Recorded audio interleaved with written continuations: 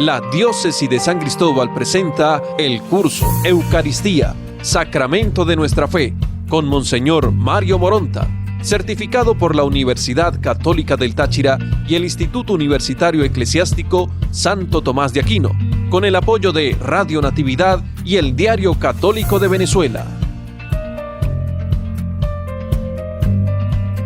Cariñoso saludo para todos ustedes que nos siguen en este curso de la Eucaristía, Sacramento de nuestra Fe. Ayer, en la última sesión, pues veíamos la relación que existe entre comunión y salvación y cómo la unidad es fundamental. Y terminábamos diciendo que San Agustín nos enseña una expresión o dos expresiones que marcan mucho la teología de la Eucaristía. La Eucaristía, signo de unidad, y la Eucaristía, vínculo de caridad. Y hemos venido insistiendo en la comunión y en la unidad, quizás es de los temas, junto con otros también, porque más se repiten. Vamos a detenernos un poquito en el pensamiento de Agustín, que es uno de los precursores de lo que hoy podemos identificar como la eclesiología eucarística, de la cual esperamos hablar dentro de unos minutos. Y lo es porque hace referente a una visión dinámica de la Iglesia a partir de la Eucaristía. Sin dejar a un lado el efecto primordial de orden salvífico, la Eucaristía será siempre un signo de la unidad. Toda la Iglesia es por medio de la Eucaristía verdadero cuerpo de Cristo, sacramento de comunión. La expresión de Agustín lo da a conocer, signo de unidad. Como signo, no es un simple indicativo o una mera señal. Es una realidad que se muestra, se da a conocer para construir. Así lo incluye la dimensión sacramental de este vocablo. No olvidemos que la definición de sacramento nos señala que es signo sensible de la gracia. Por tanto, algo que transmite una gracia, que es sin duda la salvación. Pero desde allí también una caracterización propia de quienes aceptan la salvación, como lo es la unidad. Y la unidad se convierte en el testimonio por el cual el mundo podrá creer en Jesús y en el Padre, que lo envió para la misión pascual de liberación del hombre. Así nos lo deja ver San Agustín. En el sermón número 229, dice, «He aquí lo que ustedes han recibido. Vean cómo el conjunto de muchos granos se ha transformado en un solo pan. De idéntica manera sean también ustedes una sola cosa, amándose, poseyendo una sola fe, una única esperanza y un solo amor». Y dice en el sermón 227 de que se trata de una unidad operante.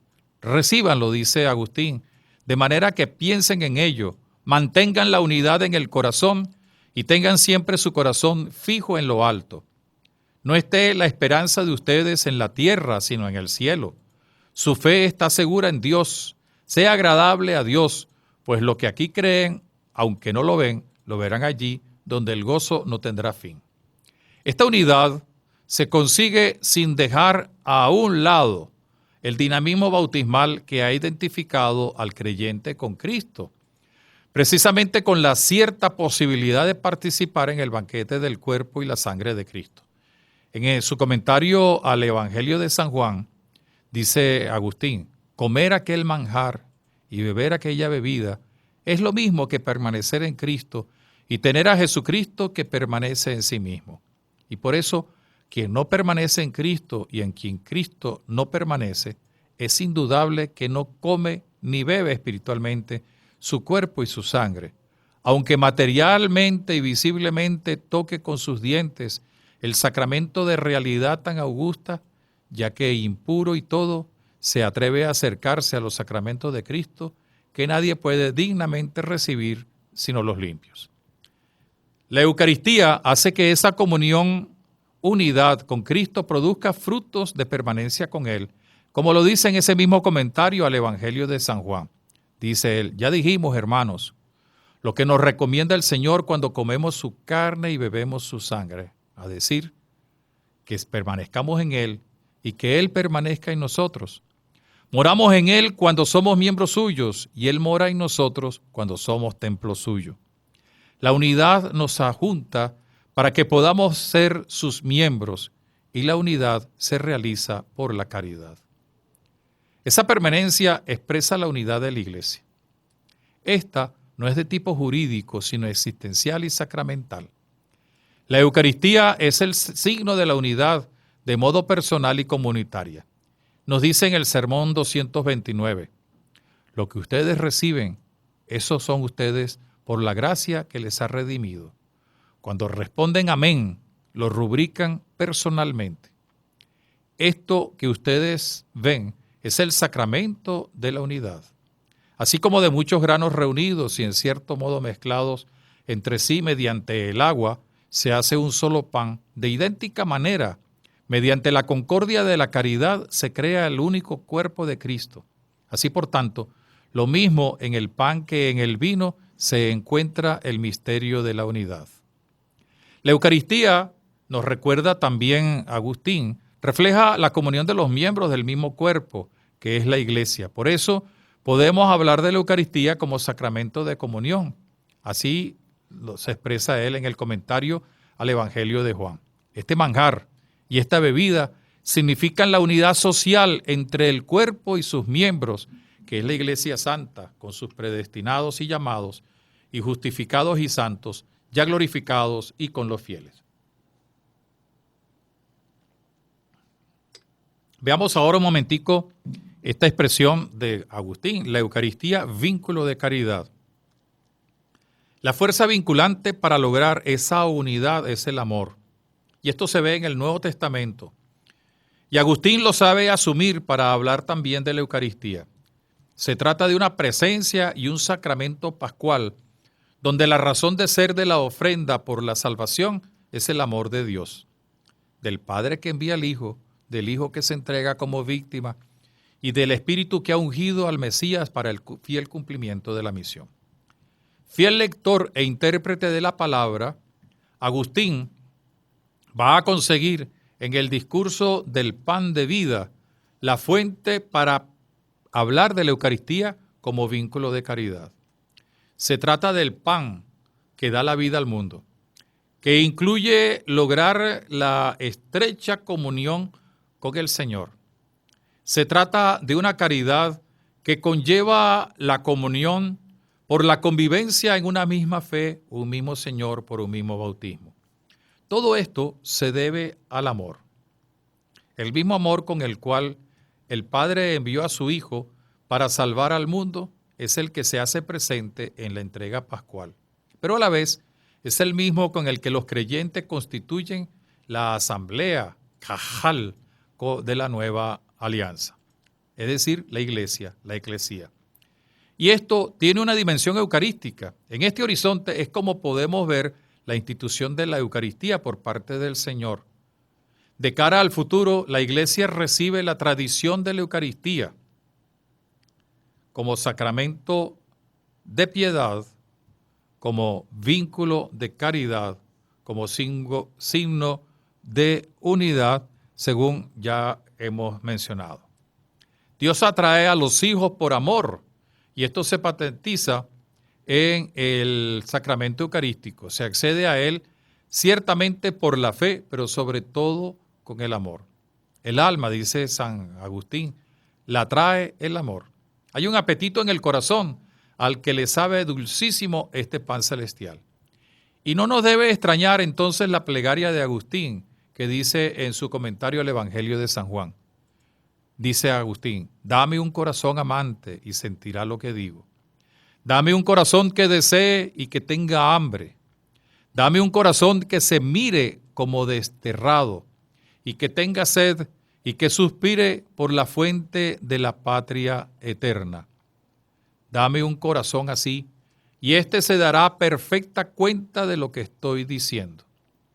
Mas si habla a un corazón que está del todo helado, éste no comprenderá mi lenguaje. Como eran los que murmuraban entre sí sobre la afirmación tan radical de Jesús, el que es atraído por el Padre, viene a mí. La Eucaristía en este sentido es un sacramento que revela el amor de Dios. Por ello, el mismo Agustín lo denomina como el sacramento de la piedad, Sacramentum Pietatis. La forma como se debe recibir el sacramento es con la actitud de dignidad, es decir, con la actitud del amor, como lo dice en su comentario al Evangelio de Juan. Dice él, la señal de que alguien lo come y bebe es si Cristo permanece en él y él en Cristo. Si Cristo habita en él y él habita en Cristo, y si está unido a él para no ser abandonado. El vínculo de la caridad, distintivo de la Eucaristía, requiere la práctica del amor en todo momento. Y esto se debe expresar en la misma eclesía o asamblea litúrgica eucarística que hemos llamado también sinaxis. Allí no puede haber ni distinciones ni discriminaciones.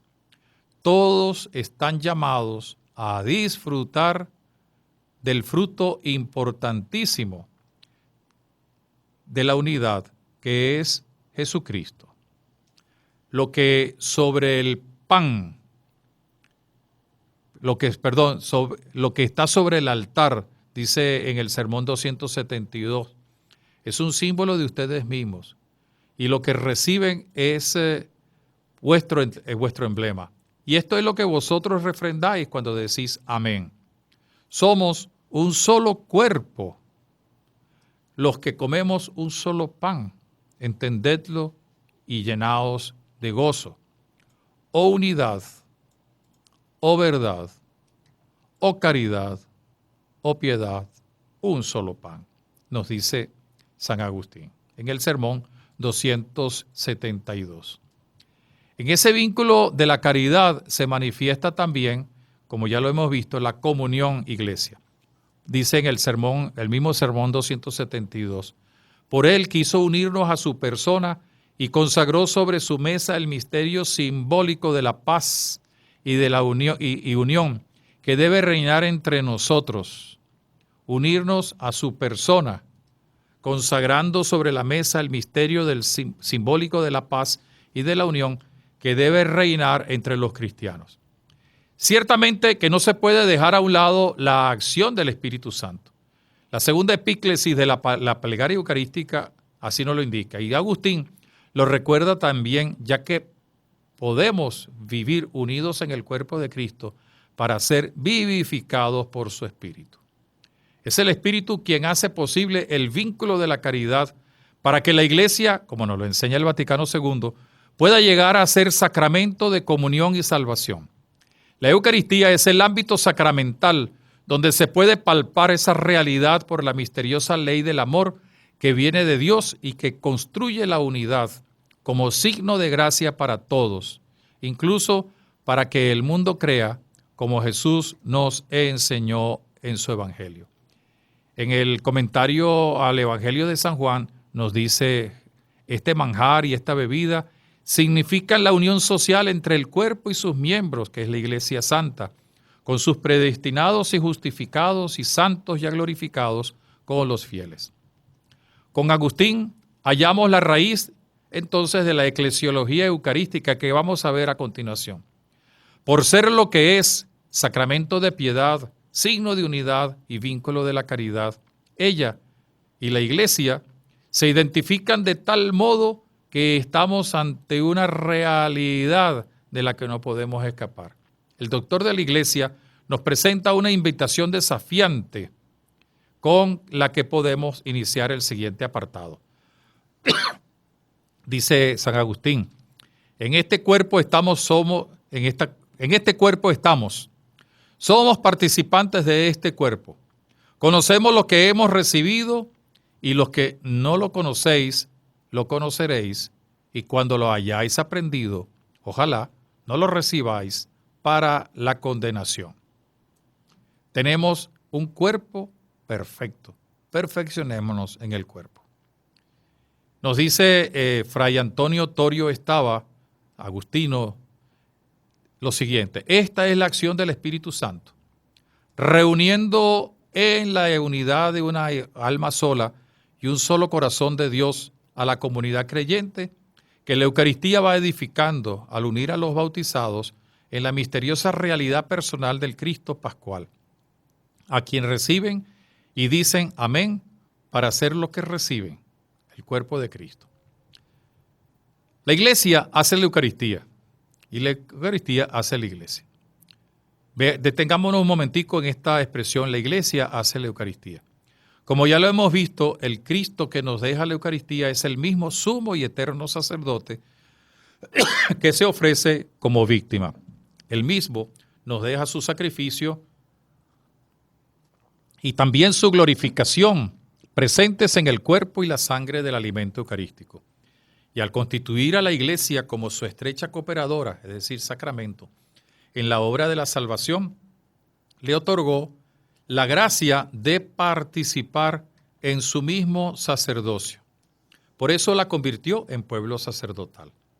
Esta dimensión sacerdotal de la iglesia está estrechamente vinculada al sacramento y celebración de la Eucaristía.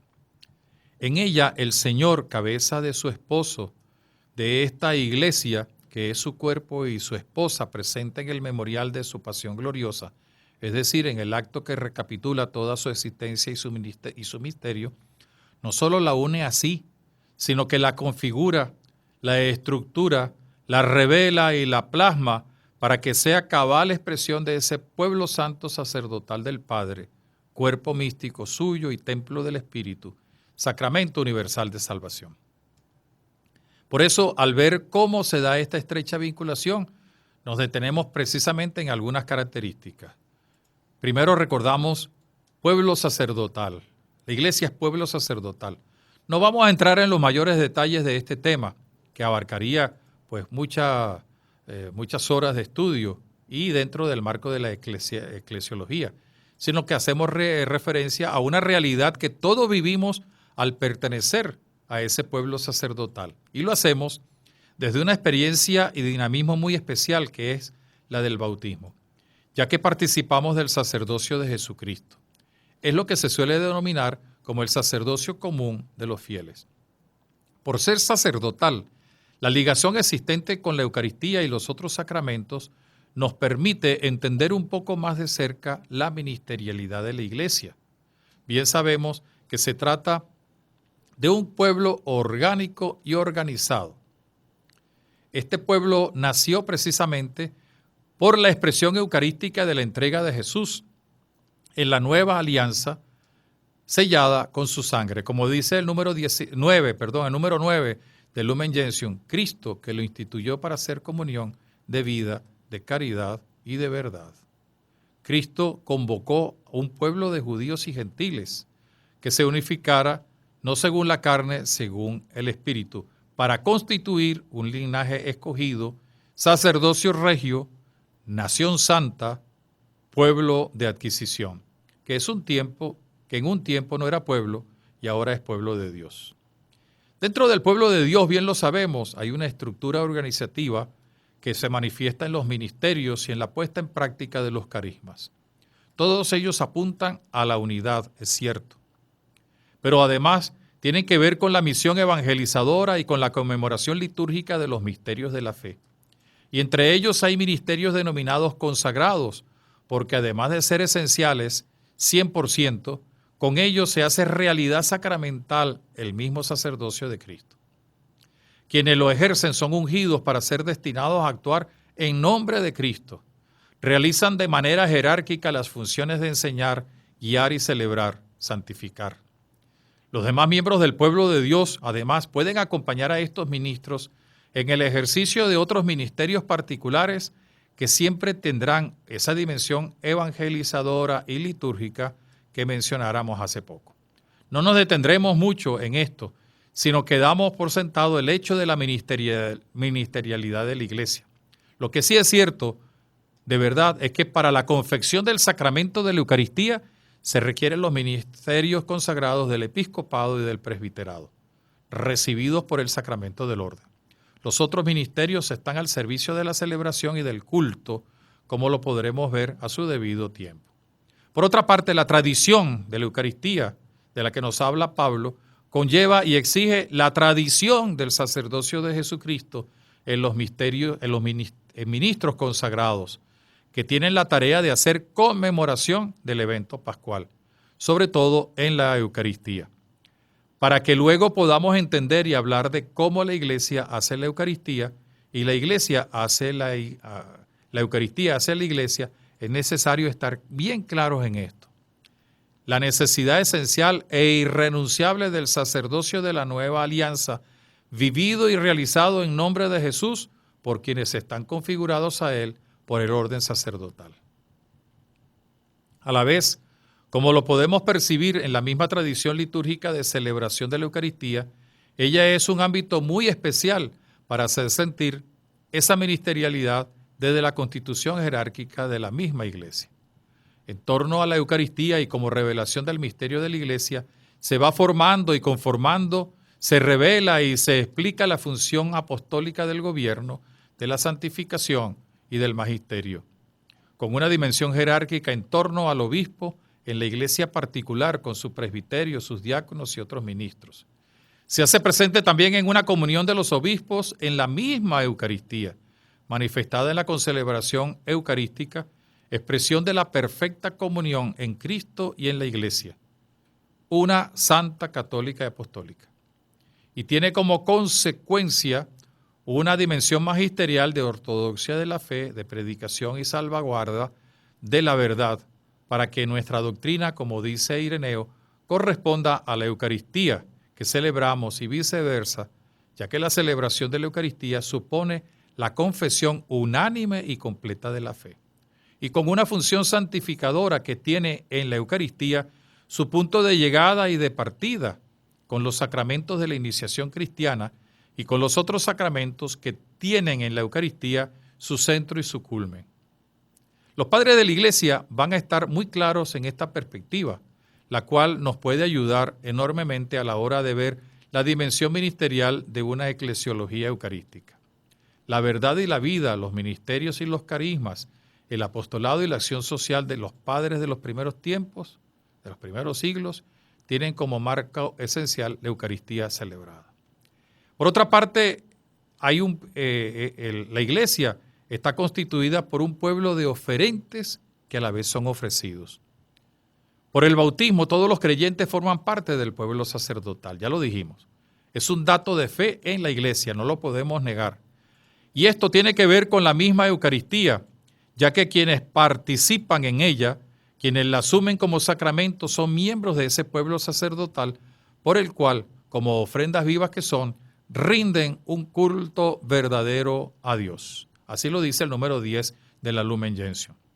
Tanto los ministros ordenados como los fieles cristianos laicos participan en el sacerdocio de Cristo, cada uno según su especificidad. También esta idea aparece en el número 10 de la Lumen Gentium. Hemos insistido en muchas ocasiones, por otra parte, en la realidad bautismal que nos convierte a todos en ofrendas vivas. Precisamente lo podemos hacer al incorporarnos a la Pascua de Cristo, es decir, al ser sepultados en su muerte y resurgidos con la resurrección. Eso nos impulsa a convertir nuestras propias existencias en esas ofrendas al estilo de Cristo. Ofrecemos y lo que ofrecemos somos nosotros mismos. Es cierto que el estilo y la manera son diversos, pero hay una cosa concreta y real. Al identificarnos a Cristo en su misterio pascual, nos identificamos con Él hecho Eucaristía. De allí la necesidad de entender esto, sobre todo a la hora de plantearnos la espiritualidad eucarística, que veremos posteriormente. Corremos el riesgo de dejarnos llevar por equívocas afectividades y sentimentalismos innecesarios al hablar de la piedad y la devoción eucarística. Pero se suele olvidar esta dimensión de ser o estar identificados al Cristo de la Eucaristía. No en vano, volvemos a insistir, Pablo nos identifica como ofrendas vivas. Al serlo, sencillamente ejerciendo el sacerdocio bautismal, nos convertimos también en ofrendas y oferentes al mismo Padre. Un poco al estilo de Cristo sacerdote, oferente de la ofrenda y víctima que es el mismo. Así la Eucaristía nos permite, dentro y fuera de la celebración, hacer realidad con nuestra ofrenda vital y existencial lo que somos. Es decir, extender la realidad sacramental de la Eucaristía con y por nosotros mismos. De esto volveremos a tratar cuando toquemos la espiritualidad eucarística. A la vez, como lo vamos a contemplar dentro de poco, será una manera muy particular, personal y comunitaria de hacer la Eucaristía. por parte de la iglesia que camina por las sendas de la humanidad. Además, será una manera de experimentar cómo la Eucaristía sigue haciendo la iglesia. Estas dos expresiones no constituyen un juego de palabras. Es una realidad comprometedora que es consecuencia de la comunión, de la presencia real de la que se hace memoria, del evento pascual que hace nacer la Eucaristía. No es un acto cualquiera de la iglesia. Mejor todavía, es el acto central de la vida de la iglesia junto con la proclamación de la palabra. En este sentido, no podemos dejar a un lado la tarea misionera de la iglesia. No se limita exclusivamente a un anuncio intelectual o a la captación de nuevos miembros. Es la tarea propia mandada por el Señor. Salir a anunciar el Evangelio y hacer nuevos discípulos para bautizarlos, para acompañarlos en su camino hacia la novedad de vida. Pero al hablar del bautismo, no se está haciendo referencia al momento coyuntural y puntual del acto celebrativo y litúrgico. Va mucho más allá. Se refiere a todo lo que en el bautismo se encierra, la vida según el Espíritu y la celebración memorial del acontecimiento pascual. Por eso, palabra y Eucaristía entran en la base de la iglesia como los motores de su misión, de su ser y de su quehacer. Ya de esto hemos dado algunas pinceladas y lo trataremos más adelante. También Juan Pablo II nos recuerda una expresión que es de Henri de Lubac. La Eucaristía hace la iglesia. El Papa Juan Pablo II, en su encíclica sobre la Eucaristía, nos invita a ver cómo la Eucaristía, hace la iglesia. Y por supuesto, cómo la iglesia hace la Eucaristía. Esto es motivado también por el asombro ante el misterio eucarístico. Ese asombro debe inundar a la iglesia y va desde el acto de fe en todo lo que conlleva la teología y celebración de la Eucaristía, hasta el reafirmar que es, junto con la palabra, centro y eje frontal de toda vida cristiana y eclesial. La iglesia se edifica a través de la Eucaristía, sacramento de la comunión. Y la misma Eucaristía se hace motivadora y fuente de la misión evangelizadora de la iglesia. Existe una mutua dependencia entre iglesia y Eucaristía, de tal modo que no pueden separarse nunca. Toda la iglesia es sacramento de la Eucaristía y toda la Eucaristía es sacramento de la iglesia. El tema de la Eucaristía iglesia nos remite inmediatamente a la relación que existe entre estas dos realidades. ¿En qué medida depende la iglesia de la Eucaristía y en qué medida depende la Eucaristía de la iglesia? Si por una parte el misterio de la Eucaristía nos introduce en el misterio del amor de Dios que se da en Cristo y el Espíritu, por otra parte la participación de la iglesia en la Eucaristía como sujeto, mediación y objeto, nos habla de la coimplicación, de la involucración extraordinaria de la iglesia como comunidad que actúa, recibe y se edifica en cuerpo de Cristo. La iglesia ha recibido el mandato de hacer memoria de lo ocurrido en la última cena, renovar la presencia de Cristo en el pan y el vino convertidos en el cuerpo y la sangre del Señor, con lo que se hace memoria también del evento pascual y de la nueva alianza. Al hacerlo, se presenta como sacramento de comunión, como la eclesía que hace la Eucaristía. Con la Eucaristía, al hacerla, se manifiesta también el hecho de ser sacramento de comunión y salvación, como sujeto activo que continúa lo acontecido en el cenáculo. Ambas, Iglesia y Eucaristía, tienen el mismo origen, Cristo, y prácticamente unidas en el origen pascual de la acción de Cristo mismo. Por ello, la Eucaristía es sacramento central que manifiesta el ser y el quehacer de la Iglesia. En el hacer, la Eucaristía es toda la Iglesia la que se involucra, aun cuando sea uno el que en nombre de ella actúe in persona Christi, es decir, el sacerdote, el ministro, toda la Iglesia se involucra. ¿Por qué? Porque él lo hace en nombre de Cristo y de la misma Iglesia a la que pertenece, pero también porque toda la Iglesia está pendiente y está aceptando porque toda la iglesia hace la Eucaristía. La iglesia es sujeto porque la celebración no es solo un acto del ministro y un acto de los sujetos participantes, es también un acto de la asamblea celebrante y de la iglesia universal. Es la iglesia entera la que está de acuerdo o de algún modo presente como pueblo sacerdotal, ejerciendo su universal desarrollo e interviniendo a su nivel propio, el nivel místico y sacramental, y expresado por los diversos ministerios y signos de la salvación. Así lo reconoce en el misal de Pablo VI cuando se dice: la celebración de la misa es la acción de Cristo y del pueblo de Dios ordenado jerárquicamente. Y esto es lo que quiere decir también la clásica expresión: la iglesia hace la Eucaristía, porque en efecto la Eucaristía es la acción de toda la iglesia, y toda la iglesia, sacerdotes y fieles, es sujeto de la Eucaristía. Esto nos va a permitir entender mejor el sentido de participación de los fieles cristianos laicos y de los fieles cristianos ministros. No son dos gentes o dos grupos de personas que se excluyen. Todos forman parte de ese pueblo sacerdotal. Y si bien las funciones ministeriales de los que han recibido el sacramento del orden los capacita, los dignifica para confeccionar la Eucaristía, no lo hacen por ser individualmente distintos o por privilegios o por devoción particular.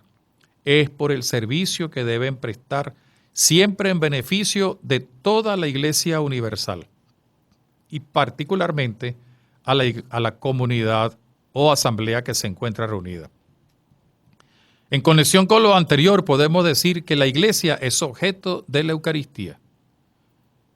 La Iglesia es sujeto, pero también es objeto. Y así porque por la actualización que en ella se da al misterio pascual, este se expande y hace eficaz en la Iglesia. Porque en la Eucaristía la Iglesia se convierte en aquello que ya es por el bautismo y la confirmación de sus miembros. Porque en el encuentro eucarístico con Cristo y con los hermanos en el Espíritu, la Iglesia se modela y crece en la caridad y la unidad. Porque así se edifica en la fe, la esperanza y el amor como cuerpo de Cristo. Porque en la Eucaristía toma conciencia de su naturaleza y misterio, de su identidad y de su misión, de su estado peregrinante y de su destino en la plenitud escatológica.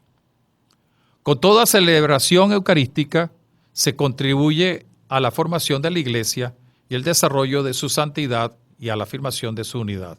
La misma Eucaristía hace entonces que Cristo siga reuniendo a los hombres en la Iglesia y siga comprometiéndose en la transformación del universo como consecuencia de la nueva creación.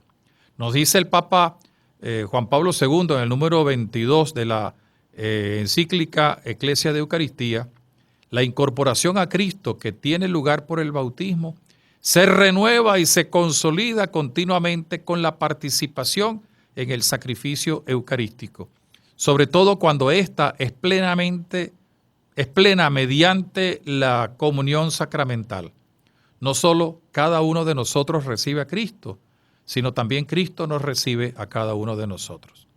La Eucaristía nos une más en Cristo, va consolidando la comunión entre los fieles y se sigue manifestando como sacramento universal de salvación. Y se reafirma también lo que somos como personas y como iglesia. La iglesia es objeto principal de la Eucaristía que ella hace. Es beneficiaria primera del acontecimiento que celebra. En la Eucaristía venimos a hacer aquello mismo que recibimos, es decir, cuerpo de Cristo. La Eucaristía y la Iglesia se engendran, pues, mutuamente a partir de la acción en ellas del Espíritu Santo, es decir, del Espíritu de Dios, de Cristo, que es la raíz de donde manda esta mutua fecundidad.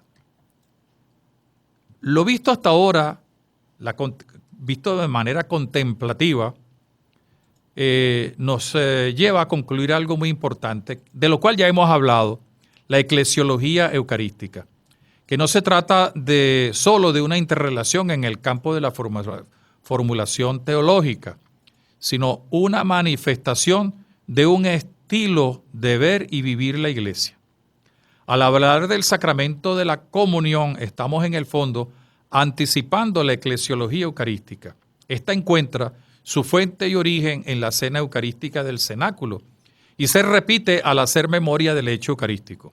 Y con el sacramento de la Pascua se hace también fuerte la idea de una iglesia que está centrada en la entrega del Señor, de donde a la vez nace.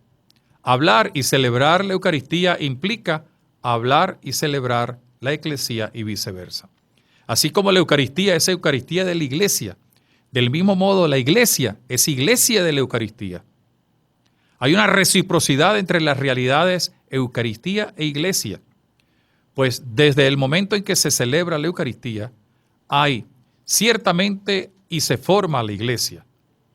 Desde el momento que hay Iglesia, se celebra la Eucaristía. La relación Cristo-Iglesia se manifiesta en visibilidad signal, es decir, de signo privilegiado en la relación Eucaristía-Iglesia. Así pues, hablar de la Eucaristía es hablar de la Iglesia. Hablar de la Iglesia y su misión evangelizadora es hablar de la Eucaristía y el mandato recibido de parte de Cristo. Eucaristía y comunión eclesial se exigen y se corresponden. Cada una es camino y condición para la otra. Se participa en la Eucaristía porque se pertenece a la Iglesia y se pertenece a la Iglesia porque se participa en la Eucaristía. Se comulga eucarísticamente porque se está en comunión con la Iglesia y viceversa. La Eucaristía significa a la Iglesia en su ideal de unidad y de santidad, llegada a ser aquello que recibís realizando la unidad y santidad que significa la Eucaristía, como nos enseña San Agustín. Y la Iglesia significa a la Eucaristía su necesaria apertura y expansión hacia el mundo. Para el cumplimiento de una misión, reciban ustedes aquello que son, pero que todavía tiene que realizarse en la vida. De este modo, si la Eucaristía saca a la Iglesia de su imperfección y busca conducirla a la unidad y santidad, la Iglesia libera a la Eucaristía del posible cultualismo, ritualismo y le abre hacia la misión en el mundo. Hay algunos elementos que no pueden dejarse de un lado dentro de lo que se llama la eclesiología eucarística. Primero de ellos, la celebración auténtica de la Eucaristía expresa en sus palabras, en sus gestos, en la genuina celebración, la estructura jerárquica y sacramental, el genuino sentido de la Iglesia universal y local. Y en segundo lugar, la celebración de la Eucaristía plasma una iglesia de la auténtica confesión de la fe y de la esperanza, del amor y del servicio, presente en la tierra y peregrina hacia la gloria. Asimismo, en la eclesiología eucarística nos vamos a conseguir con la puerta de entrada para lo que podremos llamar posteriormente la espiritualidad eucarística y la pastoral de la Eucaristía.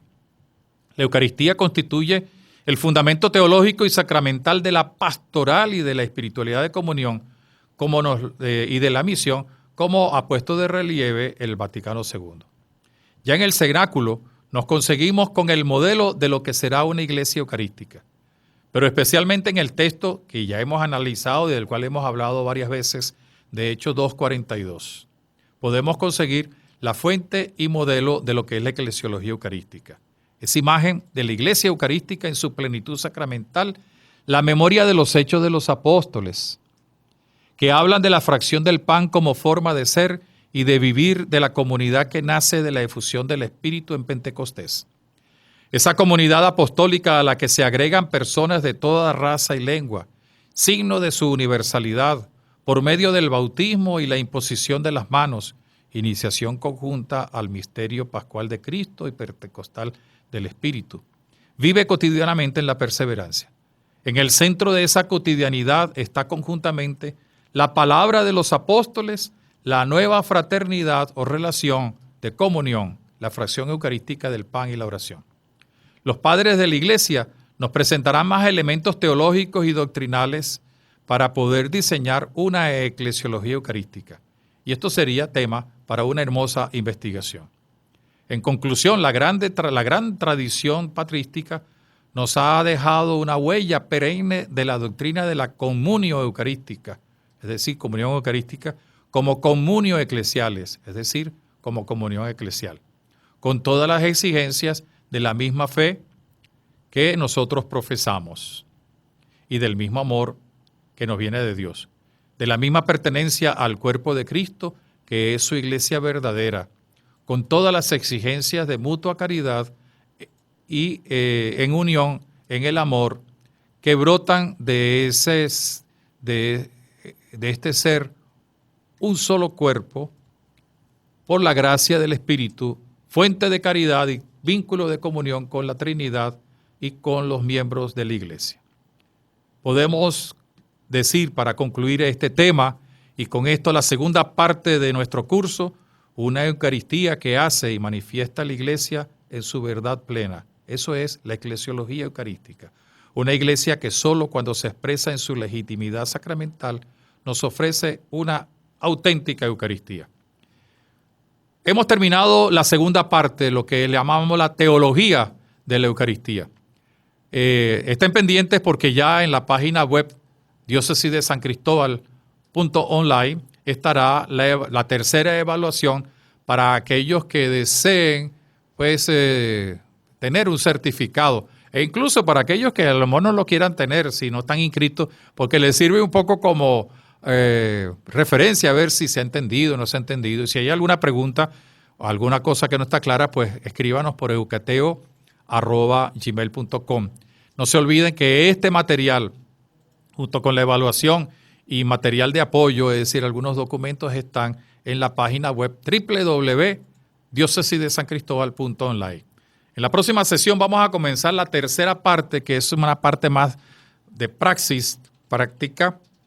Hablaremos del misal, hablaremos de la misa, hablaremos de la espiritualidad, hablaremos del domingo, hablaremos de la pastoral de la Eucaristía. Qué bueno que Dios nos ha permitido poder profundizar en el misterio de la Eucaristía. Resumimos los 6 ejes temáticos. La comunión, que tiene que ver con la iglesia. El cuerpo, el banquete del reino, que tiene mucho que ver con lo de la presencia real. Y el misterio de la memoria, porque está haciéndose recuerdo vivo, memoria viva, del evento que le da sentido a toda nuestra existencia y por supuesto la Eucaristía, porque es el misterio pascual. Que Dios nos bendiga, que sigamos profundizando y que verdaderamente crezcamos día a día en el amor de la Eucaristía, con la protección de la Virgen María. Hasta la próxima sesión. Esta emisora presentó el curso La Eucaristía, Sacramento de nuestra Fe.